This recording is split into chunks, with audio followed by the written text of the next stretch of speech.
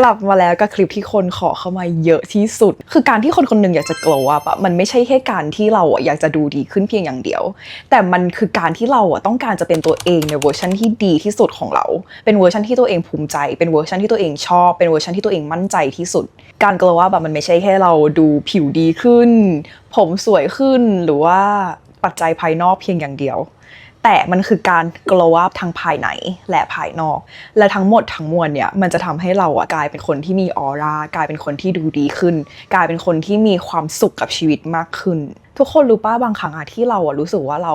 ถูกดึงดูดโดยใครบางคนที่เขาอาจจะไม่ได้สวยหล่อตรงตาม beauty standard อะไรเลยแต่เรารู้สึกว่าเขามี energy หรือว่ามีออร่าอะไรบางอย่างที่ทำให้เราอยากจะหันกลับไปมองเขาอีกรอบสิ่งนั้นมันคือการที่คนคนหนึ่งเขาดูแลตัวเองดีมากๆคือเขามี self love คือเขามี self care ที่ดีจนมันแบบเปล่งออกมาจากภายในว่าคนนี้คือมีออร่าของคนที่รักตัวเองออร่าของคนที่ดูแลตัวเองวันนี้นะคะพิวก็เลยจะมาแชร์11 tips and tricks ในการ glow up ไม่ว่าจะเป็น mentally physically หรือว่า spiritually ที่จะทำให้ทุกคนเข้าใกล้ dream version ของตัวเองมากขึ้นค่ะพาร์ทแรกเลยคือ physically glow upอย่างแรกที่พี่จะแนะนำนะคะก็คือการทำกัวซาคือทุกคนจะทำตอนไหนก็ได้นะไม่ว่าจะเป็นตอนเช้าหรือว่าตอนก่อนนอนคือส่วนตัวพิวชอบทำตอนก่อนนอนเวลาที่พิวทาครีมทุกอย่างเสร็จแล้วผิวมันจะยังมีความแบบลื่นๆยังมีความแบบ texture อะไรอยู่พิวก็จะใช้กัวซาหรือว่าใช้ที่มันเป็นเจลโรลเลอร์นะคะในการกลิ้งบนหน้าซึ่งมันใช้เวลาแบบแป๊บเดียวมากทุกคนแบบแค่3นาที5นาทีก็คือเสร็จแล้วใครที่รู้สึกว่าตัวเองหน้าบวมคือบางทีมันอาจจะไม่ได้เป็นไขมันแต่มันเกิดจากการที่น้ำเหลืองของเราไหลเวียนไม่สะดวกการที่เรารีดน้ำเหลืองโดยการใช้กัวซาหรือว่าใช้เจลโรลเลอร์นะคะมันก็จะช่วยไล่น้ำเหลืองที่แบบทำให้หน้าเราบวมออกไปได้คือพิวชอบที่มันไม่เจ็บตัวแล้วมันก็เหมือนช่วยไล่น้ำเหลืองออกไปทำให้หน้าเราดูเรียวขึ้นอย่างที่2นะคะคือการทำ hair oiling กับ scalp massage คือพิวมั่นใจว่าหลายๆคนอาจจะเคยได้ยินเรื่องการหมักผมด้วยน้ำมันมะพร้าวอะไรอย่างเงี้ยมาก่อนแล้วแต่อาจจะงงว่าเขาทำกันยังไงอย่างแรกคือน้ำมันที่เราใช้กับหนังศีรษะมันควรจะเป็นน้ำมันที่ไม่อุดตันคือพิวส่วนตัวพิวใช้เป็นน้ำมันมะพร้าวนะคะพิวก็จะเหยาะน้ำมันโดยตรงที่หนังหัวเลยเสร็จปุ๊บพิวก็จะใช้หวีที่มันเป็นหวีไม้ในการนวด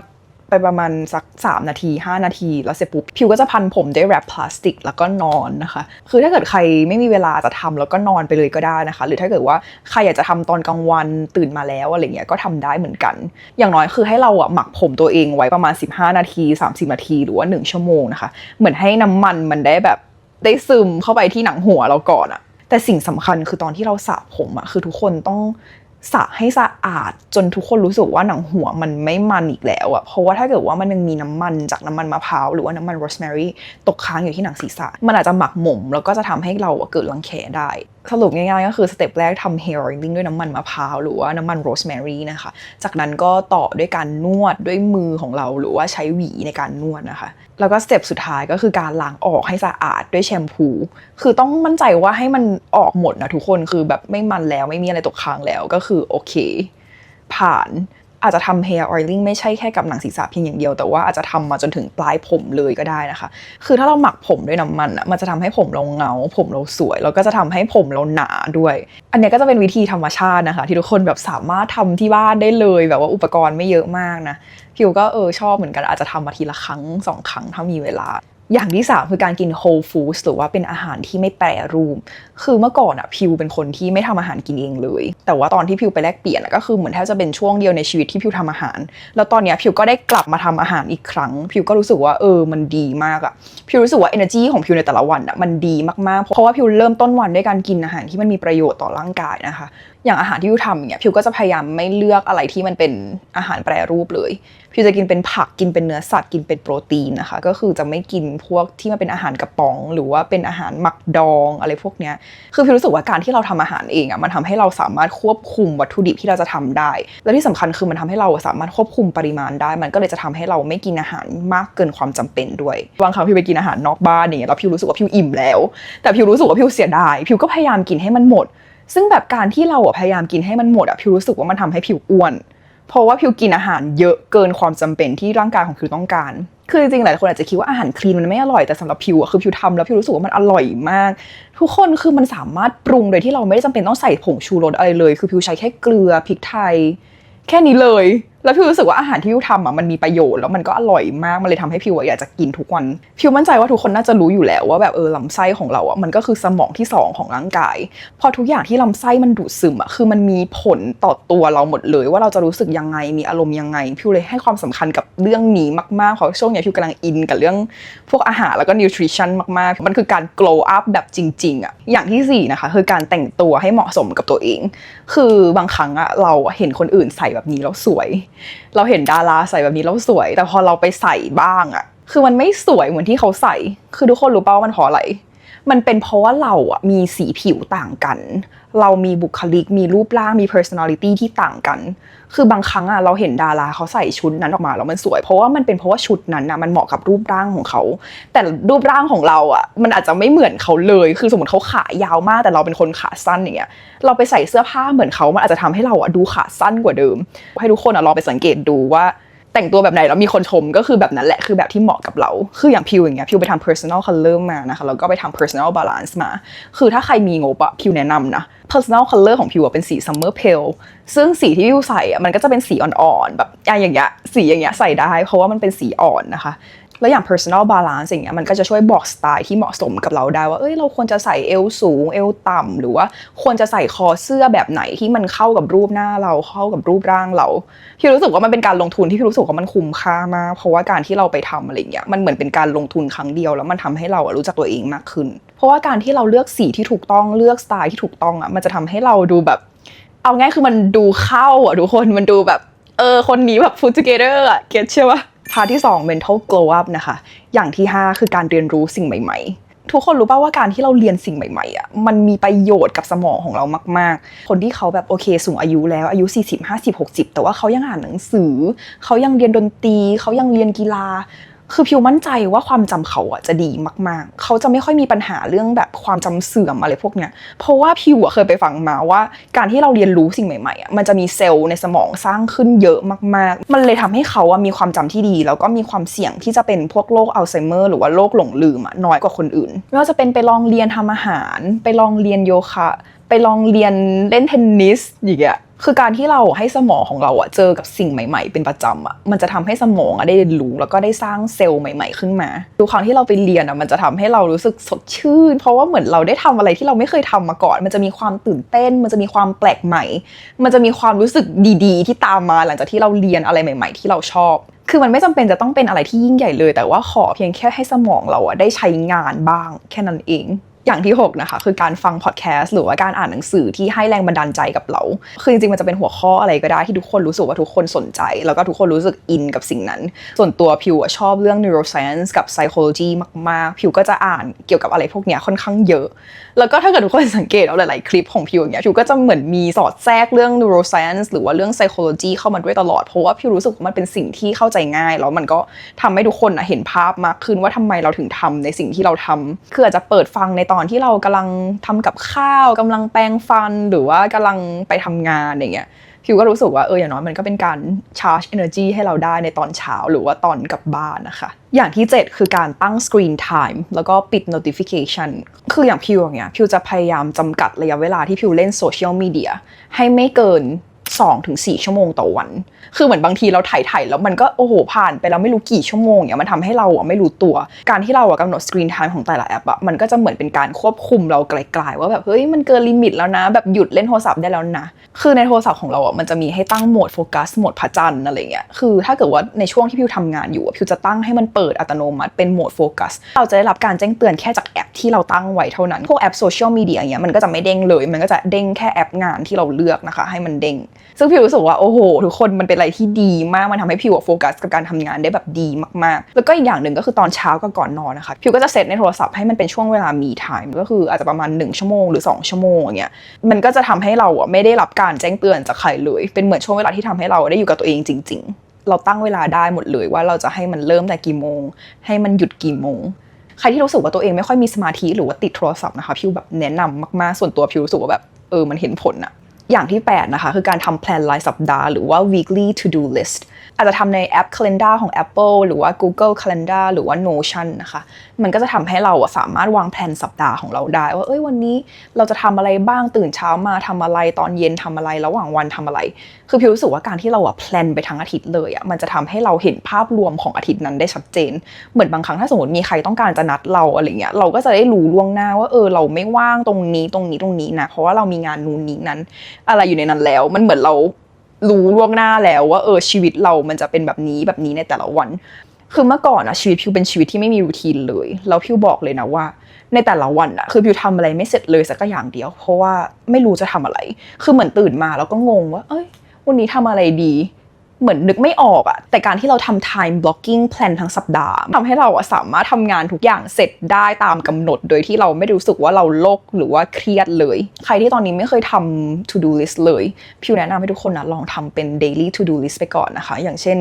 เหมือนทำวันต่อวันว่าแบบโอเคพรุ่งนี้เราตื่นมาจะทำอะไรอาจจะเขียนตอนก่อนนอนหรือว่าตื่นมาแล้วก็ค่อยเขียนก็ได้นะคะมันก็จะทำให้เราเห็น direction ของวันนั้นๆได้ชัดเจนมากขึ้นพาร์ทที่3พาร์ทสุดท้าย spiritually glow up ก็คือการทำ vision board หรือว่าการทำ manifestation journal พิวชอบวิธีนี้มากทุกคนพิวจะบอกให้ว่า manifest is real แล้วมันไม่ได้เป็นอะไรที่วูอะไรทั้งสิ้นคือมันเกี่ยวกับสมองของเราล้วนๆเดี๋ยวพิวจะมาอธิบายว่ามันเกี่ยวกับอะไรคือวิธีนี้มันคือการที่เราเขียนออกมาให้หมดว่าชีวิตที่เราต้องการมันเป็นยังไงเขียนแบบละเอียดที่สุดว่าชีวิตนั้นมันหน้าตาเป็นยังไงตื่นมาทำอะไรกินอะไรขับรถอะไรอยู่บ้านแบบไหนทำอาชีพอะไรคือทุกคนต้องเขียนออกมาให้หมดแบบละเอียดยิบเหมือนเราเขียนชีวิตเราในปัจจุบันเนี่ยแต่เนี่ยมันคือการเขียนชีวิตของเราในอนาคตเหมือนมันเกิดขึ้นแล้วจริงๆแต่ว่าถึงแม้ว่ามันอาจจะยังไม่เกิดแต่ว่าเราเขียนเหมือนมันเกิดขึ้นแล้วเพราะว่ามันไม่มีใครมาสามารถกำหนดเราได้คือเราจะเขียนอะไรก็ได้ทั้งนั้นแล้วแต่เราเลยแล้วพอทุกคนเขียนทั้งหมดเนี้ยออกมาแล้วก็คือให้ทุกคนไปหารูปใน Pinterest หรือว่าหาใน Google อะไรเงี้ยแล้วก็ปริ้นออกมาเพื่อมาทำเป็น Vision Board แต่ว่ามันจะต้องเป็นภาพที่ทุกคนรู้สึกว่าตัวเองอินจริงๆนะไม่ใช่แบบอะไรก็ไม่รู้ไม่ใช่ภาพแบบคนขับรถหรูแต่ไม่ได้เป็นรุ่นที่เราชอบอย่างเงี้ยคือมันก็ไม่ได้คือมันจะต้องเป็นรถที่เราชอบมันจะต้องเป็นบ้านที่เราชอบมันจะต้องเป็น environment ทุกๆอย่างที่เราชอบในนั้นแล้วก็ให้ทุกคนแปะใน Vision Board นะคะโอเคมาต่อที่สาเหตุว่าทำไมวิธีเนี้ยมันถึงเห็นผลคือการที่เราเขียนอะไรซ้ำๆหรือว่าการที่เราโฟกัสกับอะไรบ่อยๆมันจะทำให้สมองของเราเริ่มมองหาสิ่งที่จะนำพาเราไปสู่จุดนั้นได้เอาง่ายๆเลยนะคือถ้าทุกคนเขียนว่าทุกคนอยากจะขับรถรุ่นนี้สีนี้ราคาเท่านี้คือถ้าสมมุติทุกคนไปเห็นรถคันอื่นทุกคนก็จะรู้สึกว่ามันไม่ใช่คันที่ทุกคนต้องการมันจะทำให้สมองของเราตัดสิ่งที่มันไม่ใช่สำหรับเราออกไปแล้วมันจะทำให้เราสามารถโฟกัสกับสิ่งที่เราต้องการจริงๆได้นั่นก็คือเหตุผลว่าทำไมพิวถึงพูดว่ามันไม่ใช่เกี่ยวกับเรื่องวูหรือว่าไสยศาสตร์หรือว่าอะไรก็แล้วแต่มันคือการที่สมองของเราโฟกัสกับสิ่งที่เราต้องการจริงๆแบบ specifically แบบเจาะจงว่าเฮ้ยมันจะต้องเป็นอันนี้เท่านั้นคือสมองของเรามันก็เลยจะเริ่มกรองสิ่งที่มันไม่ใช่สิ่งที่เราต้องการออกไปแล้วก็จะนำพาเราไปสู่สิ่งที่เราต้องการจริงๆได้อย่างที่10นะคะคือการทำ quantum leaping ซึ่งอันเนี้ยมันก็เป็น manifestation อีกแล้วมันก็คือการ manifest อีกแบบหนึ่งแต่ว่ามันเป็นการนั่งสมาธินะคะคือการที่ทำให้เราข้ามเวอร์ชันจากเวอร์ชันปัจจุบันของเราไปอยู่ในเวอร์ชันที่เราอยากจะให้มันเป็นทำวิธีเนี้ยตอนที่ทุกคนเพิ่งตื่นหรือว่าตอนที่ทุกคนกำลังจะนอนหลับนะคะเพราะว่ามันเป็นช่วงเวลาที่สมองของเรามันเปิดรับที่สุดแล้วเพราะว่าคลื่นสมองมันช้ามากๆซึ่งวิธีเนี้ยมันจะช่วยให้เราสามารถสวมบทบาทของตัวตนในอนาคตของเราได้ถามตัวเองง่ายๆเลยว่าตัวเราในเวอร์ชันที่เราอยากเป็นเขามีชีวิตยังไงเขาคิดยังไงเขาพูดยังไงเขาเดินยังไงคือเขามีพฤติกรรมยังไงคือเราคิดออกมาให้หมดเลยในจินตนาการของเราเราก็ลองใช้ชีวิตแบบนั้นทันทีในสมองของเราตอนที่ทุกคนเซิร์ชนะคะก็คือเซิร์ชแค่ว่า quantum leaping meditation แค่นั้นเลยพี่รู้สึกว่ามันช่วยให้พิวเข้าใกล้ future self ของตัวเองได้เพราะบางครั้งเราอยู่กับปัจจุบันมากๆจนเรามองไม่เห็นว่าเฮ้ยแบบในอนาคตที่เราอยากจะเป็นมันหน้าตาเป็นยังไง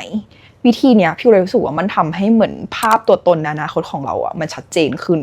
แล้วมันก็จะทำให้เราไปเป็นตัวคนนั้นได้ง่ายขึ้นได้ อย่างที่11อย่างสุดท้ายนะคะก็คือการทำ cycle syncing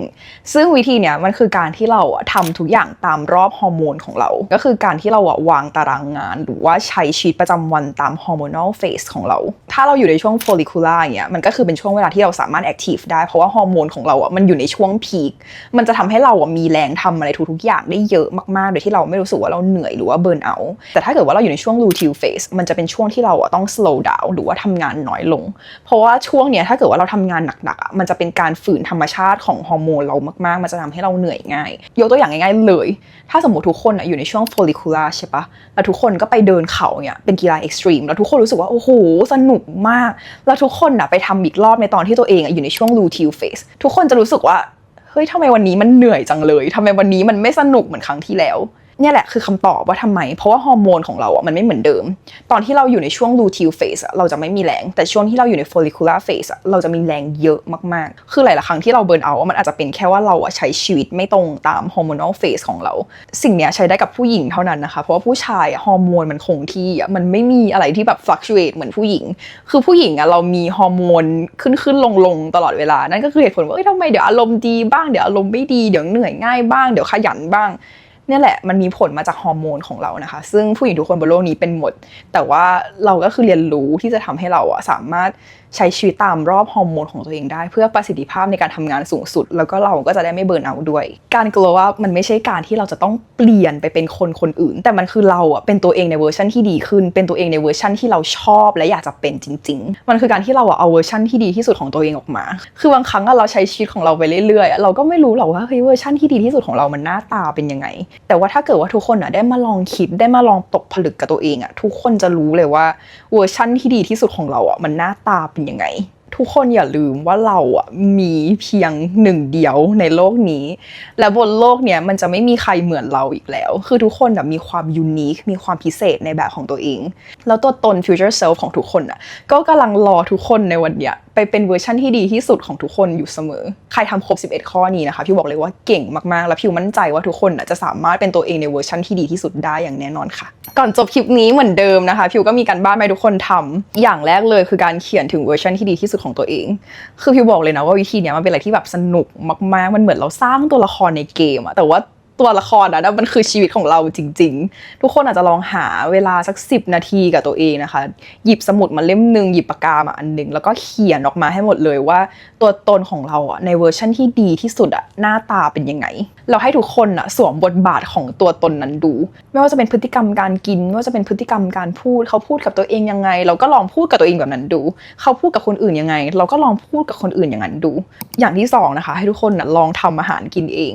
คือจะเป็นเมนูสุขภาพอะไรก็ได้ที่ทุกคนชอบนะคะอาจจะเป็นแซลมอนหรือว่าเป็นอกไก่หรือว่าเป็นอะโวคาโดโทสสิ่งเริ่มจากการไป grocery เลือกวัตถุดิบดีๆให้ตัวเองแล้วก็กลับบ้านมาลองทำนะคะถ้าเกิดว่าตอนเช้าไม่มีเวลาอาจจะทำอาหารให้ตัวเองเป็นมื้อเย็นก็ได้อย่างที่3นะคะคือการให้ทุกคนเปิดพอดแคสต์ฟังระหว่างไปทำงานหรือว่าอ่านหนังสือก่อนนอนสัก5 นาทีหรือว่า5 หน้าก็ได้นะคะอาจจะลองเลือกหัวข้อที่ทุกคนอินนะคะไม่ว่าจะเป็น mindset ไม่ว่าจะเป็นธุรกิจคือจะเป็นเรื่องอะไรก็ได้หรือว่าจิตวิทยาคือการที่เราอ่านหนังสือหรือว่าการที่เราฟังพอดแคสต์มันคือความรู้นอกห้องเรียนจริงๆที่เราสามารถเรียนรู้ได้ในทุกๆวันแล้วเราก็มีสิทธิ์เลือกได้หมดเลยว่าเราอยากฟังท็อปิกไหนอะไรยังไงมีท็อปิกไหนที่เราอยากจะเก่งขึ้นเราก็ไปเลือกฟังท็อปิกนั้นก็ได้ขอบคุณทุกคนที่กดไลค์กด subscribe ให้พิวมากๆนะคะพิวเชื่อว่าทุกคนสามารถเป็นตัวเองในเวอร์ชันที่ดีขึ้นได้ในทุกๆวันแล้วก็สามารถประสบความสำเร็จได้ในแบบที่ตัวเองต้องการอย่างแน่นอนค่ะแล้วเจอกันคิวหน้าค่ะบ๊ายบาย